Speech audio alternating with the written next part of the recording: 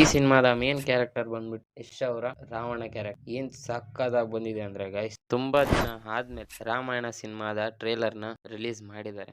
So ನಾವಿವತ್ತು ಈ ಸಿನಿಮಾದ ಬಗ್ಗೆ ವಿಡಿಯೋ ಮಾಡ್ತಾ ಇದ್ವಿ. ಸ್ಟಾರಿಂಗ್ ರೋಲ್ ಅಲ್ಲಿ ರಣಬೀರ್ ಕಪೂರ್ ಅವರು ರಾಮ ಕ್ಯಾರೆಕ್ಟರ್, ಹಾಗೆ ಯಶ್ ಅವರು ರಾವಣ, ಸಾಯಿ ಪಲ್ಲವಿ ಸೀತಾ, ರವಿ ದುಬೆ ಲಕ್ಷ್ಮಣ್ ಆಗಿ ಲೀಡ್ ಮಾಡ್ತಾ ಇದ್ದಾರೆ. ಸೊ ಈ ಸಿನಿಮಾ ಬಂದು ಅಂದ್ರೆ ದೀಪಾವಳಿ 2026ಕ್ಕೆ ರಿಲೀಸ್ ಆಗುತ್ತೆ. ಈ ಸಿನಿಮಾ ಕೋ ಪ್ರೊಡ್ಯೂಸ್ ಮಾಡ್ತಾ ಇರೋದು ಯಶ್ ಅವರು. ಈ ಸಿನಿಮಾದ ಸ್ಟಾರ್ಟಿಂಗ್ ಪಾಯಿಂಟ್ ಕಡೆಗೆ ಬಂದ್ರೆ, ಸಿನಿಮಾದ ಟ್ರೇಲರ್ ನೋಡಿದ್ಮೇಲೆ ನಂಗೆ down side and up side ಎರಡೂ ಕೂಡ ಅವೆಲ್ಲ ಏನು ಅಂಡ್ ಮೇನ್ ಆಗಿ ಇದೊಂದು ಮೈಥಾಲಜಿಕಲ್ ಮೂವಿ ಆಗಿರೋದ್ರಿಂದ ಒಂದು ಒಳ್ಳೆ ಎಕ್ಸ್ಪೀರಿಯನ್ಸ್ ನ ಕೊಡುತ್ತೆ ಅನ್ನೋ ಎಕ್ಸ್ಪೆಕ್ಟೇಷನ್ ತುಂಬಾ ಜನಕ್ಕೆ ಇದ್ದೇ ಇದೆ. ಸೊ ಹಾಗೆ ರಾವಣನ ಗರ್ಜನೆ ಮಾತ್ರ ಬೇರೆ ಲೆವೆಲ್ ಡೀಟೇಲ್ಸ್ ಮಾತಾಡೋಣ. ಸೊ ಹಾಗೆ ಹೇಳ್ತಾ ವಿಡಿಯೋ ಸ್ಟಾರ್ಟ್ ಮಾಡಕ್ಕೂ ಮುಂಚೆ ವಿಡಿಯೋ ಇಷ್ಟ ಆದ್ರೆ ಮಾತ್ರ ಲೈಕ್ ಕೊಟ್ಟು ಸಪೋರ್ಟ್ ಮಾಡಿ ಅಂತ ಹೇಳ್ತಾ ವಿಡಿಯೋ ಸ್ಟಾರ್ಟ್ ಮಾಡೋಣ. ಸೊ ಸಿನಿಮಾದ ಮೇನ್ ಪಾಸಿಟಿವ್ಸ್ ಕಡೆಗೆ ಬಂದ್ರೆ, ಇಲ್ಲಿನ ಗ್ರಾಫಿಕ್, CGI, EFX ಟೀಮ್ ಅವರು ಒಂದು ಒಳ್ಳೆ ಕೋರ್ ಪ್ರೊಡಕ್ಷನ್ ಅಲ್ಲಿ ತುಂಬಾನೇ ದೊಡ್ಡ ಬಜೆಟ್ ಇಂದ ಸಿನಿಮಾನ ಪ್ರೊಡ್ಯೂಸ್ ಮಾಡ್ತಾ ಇದ್ದಾರೆ. ಸೊ ಅದು ಬಂದು 4,000 ಕೋಟಿ ಬಜೆಟ್ ಅಲ್ಲಿ ಹಾಲಿವುಡ್ ರೇಂಜ್ ಅಲ್ಲಿ ಮಾಡ್ತಾ ಇದ್ದಾರೆ ಅಂತ ಅನ್ಸ್ಬೋದು. ಬಟ್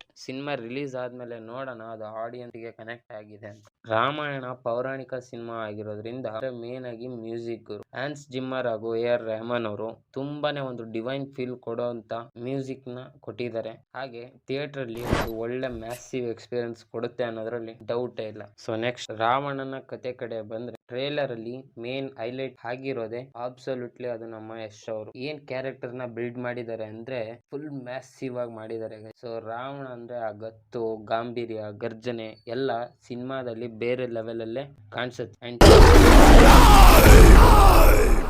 ಥಿಯೇಟರ್ ಅಲ್ಲಿ ಒಂದು ಒಳ್ಳೆ ಚಿಂದಿ ಎಕ್ಸ್ಪೀರಿಯನ್ಸ್ ಕೊಡೋದ್ರಲ್ಲಿ ಮಿಸ್ ಇಲ್ಲ ಅಂತ ಹೇಳ್ಬೋದು. ಸೊ ನೆಕ್ಸ್ಟ್ ಬಂದ್ರೆ ಗ್ರಾಫಿಕ್.